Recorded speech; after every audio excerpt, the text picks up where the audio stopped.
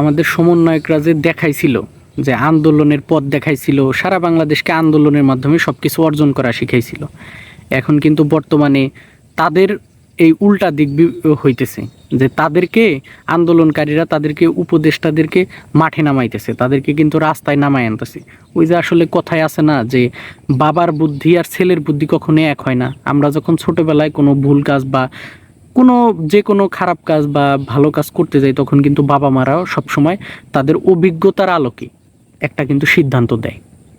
তো সেই সিদ্ধান্তটা আমাদের ভালোর জন্যই দেয়। তো আমরা তো বর্তমানে আসলে মানে বাবার উপর দিয়ে রাজনীতি করতেছি, মানে বাবাকে আর চাচাকে দাদাকে তাদের কথা কোনো কিছু মানার আমাদের টাইম নাই।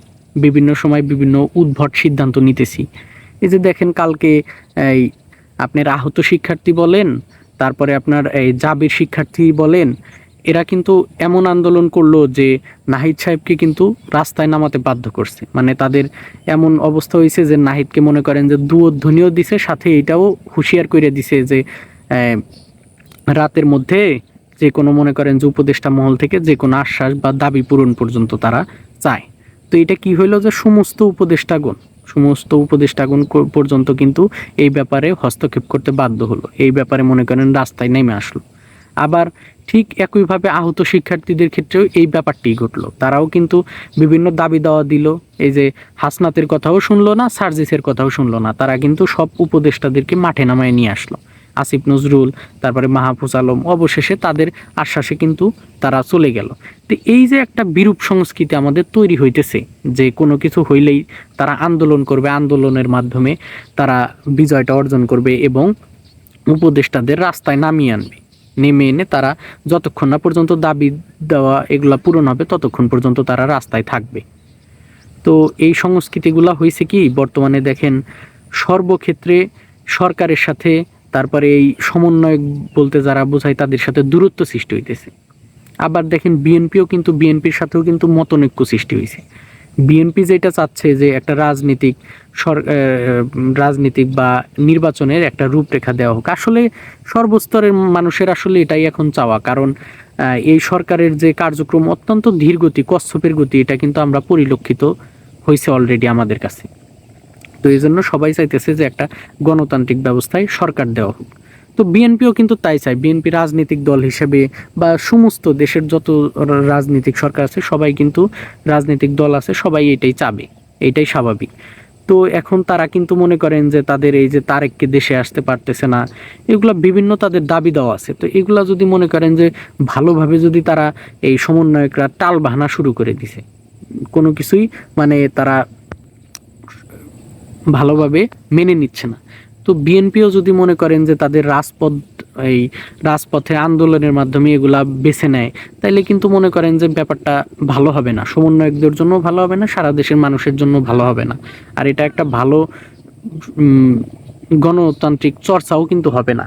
সেই বিএনপিকে যদি আবার মাঠে নামতে হয়, আন্দোলন করতে হয়, উপদেষ্টাদেরকে এই রাস্তায় নামিয়ে আনতে হয়, তাইলে কিন্তু ব্যাপারটা কেমন হয়ে গেল, এই আগের অবস্থায় মনে করেন যে চলে আসলো। তো এই ব্যাপারটা আমরা দেখতেছি। আবার এরই মধ্যে মানে এই এই যে দেখেন স্বাস্থ্য উপদেষ্টা যে আছে, ওনার গাড়ির উপরে মনে করেন যে ছাত্ররা উঠে পড়ছে, এই বিভিন্ন অসন্তোষ নিয়ে তারা দাবি দাওয়া করতেছে, তাই গাড়ি ঠেকাইছে। তো আসলে কি, মানুষের সাথে যখন আপনার জনসম্পৃক্ততা থাকবে বা কোনো উপদেষ্টার জনসম্পৃক্ততা থাকবে, এই ব্যাপারগুলো তৈরি হবে না। একটা প্রক্রিয়ার মাধ্যমে তখন এই বিষয়গুলো উত্থাপন করা হবে। তো আপনার নাই রাজনীতিক কোনো ঢাল তলোয়ার, আপনার নাই জনপ্রিয়তা, আপনি এমনি একটা চেয়ারে বসে আছেন, লটারিতে ভাগ্য পায় আপনি ওখানে বসছেন, আপনার তো মনে করেন যে চেয়ারটা যে কোনো সময় উড়ে যাবে। লটারের মাল তো মনে করেন যে ওই এই তেরা বেকাই আমরা জানি, কোনো সময় স্যামসাং বা ভালো কোনো পণ্যের মতো মনে করেন যে লটারির মাল তারা দেয় না, লটারির মাল ওই লটারিতেই চলে যায়। তো আপনারা কোনো কিছু না ভাইবা না কইরা মনে করেন জনসম্পৃক্ততা যাদের নাই, যাদের কোনো মানুষের সাথে বা তৃণমূলের মানুষের সাথে কোনো যোগাযোগ নাই, তাদেরকে উপদেষ্টা বসাইছেন। তো এখন তো আন্দোলনের সম্মুখীন হবেনই, প্রত্যেকটা পদে পদে আপনারা সম্মুখীন হবেন, আপনারা অপমানিত হবেন, হেনস্থার শিকার হবেন। এগুলাই মনে করেন চর্চা হবে। আর এই যেই সংস্কৃতিটা তৈরি করতেছেন, এটা যখন বিএনপি মাঠে নামবে না, তখন আপনাদের মনে করেন যে তখন আবার অবস্থা খারাপ হয়ে যাবে। কারণ যেগুলা করতেছেন এগুলা কোনোভাবেই ঠিক না। আপনারা মানে জনগণকে আন্দোলন শেখাচ্ছেন কবে না জানিয়ে, যে আমরা ভাবছিলাম যে দুধধ্বনি নাহিদের বিরুদ্ধে দেওয়া হবে না, 3 মাস পরেই কিন্তু আমরা দেখলাম দুধধ্বনি নাহিদের বিরুদ্ধে উঠে গেল। কবে যে আপনাদের পতনের ডাক দেওয়া হবে আন্দোলনের মাধ্যমে, এই সাধারণ ছাত্ররাই দিবে, এটা কিন্তু আপনারা কল্পনা করতে পারবেন না। এমনিতে আপনাদের উপর সব রাজনৈতিক দলের অসন্তোষ, আপনারা তাদের মতামত নেন না, কি করতেছেন তাদের কোনো জবাবদিহিতা নাই, কোনো কিছু নাই। তো এইসব মানে অপসংস্কৃতি থেকে বের হয়ে আসে। আল্লাহ হাফেজ।